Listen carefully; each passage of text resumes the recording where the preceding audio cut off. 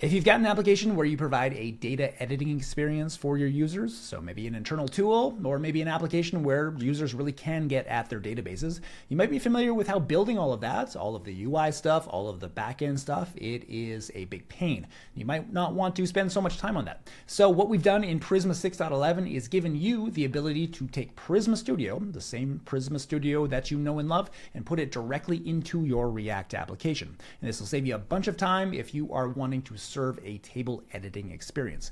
So today, let's take a look at how to do so, and it's all based on this new package called Studio Core. So we've got this new package which gives you the front-end pieces and the back-end pieces to wire all of this up.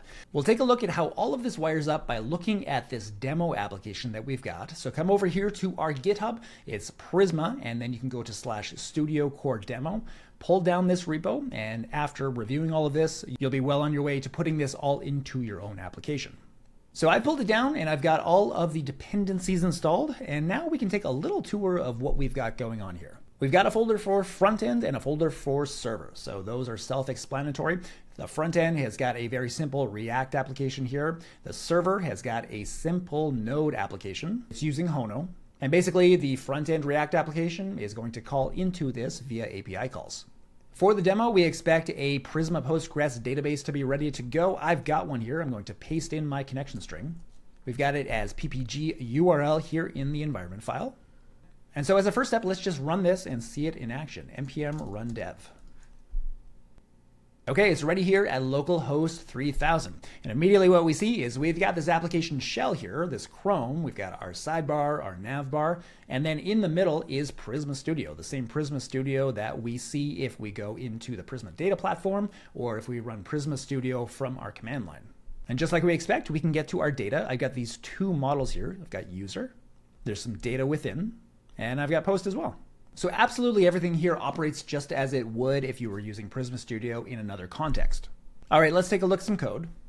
And why don't we start with the front end here? If we click into index.tsx, what we've got here are a bunch of things coming in from Prisma/Studio Core.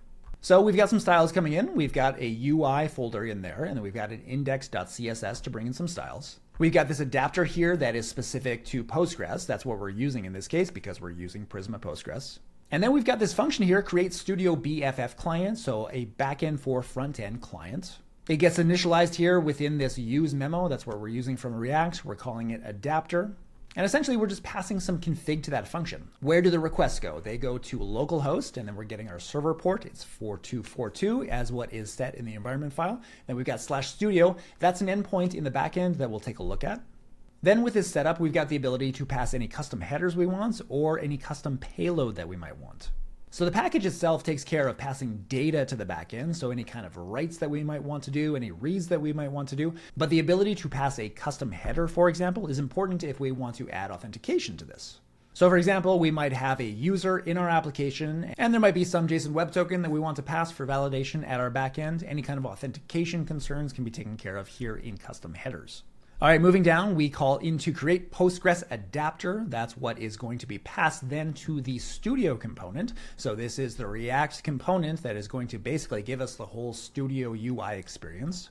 And the adapter that we've packaged up here in this use memo is going to give all of the information to that component for it to run, including where and how it should talk to the backend, which again is configured here in this URL. And that goes to our backend to /studio. Let's take a look at that. We've got server.ts here, and we have got this endpoint here, which listens for post requests, and they go to /studio.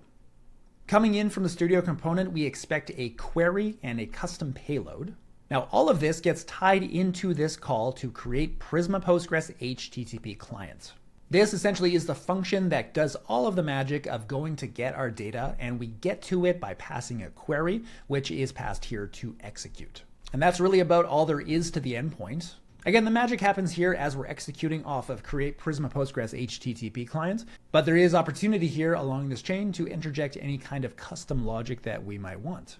So a little bit of setup to do in your application, but really it comes down to a single endpoint. You can call it Studio if you like, and then we can come into the React application, grab the Studio components, which comes from Studio Core/UI, and that gets wired up with your adapter to be rendered in your React application. And of course, the result is as we see it here. We've got this custom application. It's got our own application sidebar, navbar, everything. And Prisma Studio gets rendered right within. So again, feel free to come over to the demo here. It's at our GitHub, and you can go to Studio Core Demo to check all of it out. We'll keep this up to date with any changes that happen to this package. And if you run into any problems, you can feel free to drop an issue here, or you can reach out to us. We're at prisma.io on the web, or on X/Twitter. We're at Prisma there. We'll also leave a link to our Discord in the description. We'd love for you to join the conversation there. And if you like this video and want to see more, we'd love if you would hit subscribe. Thanks for watching.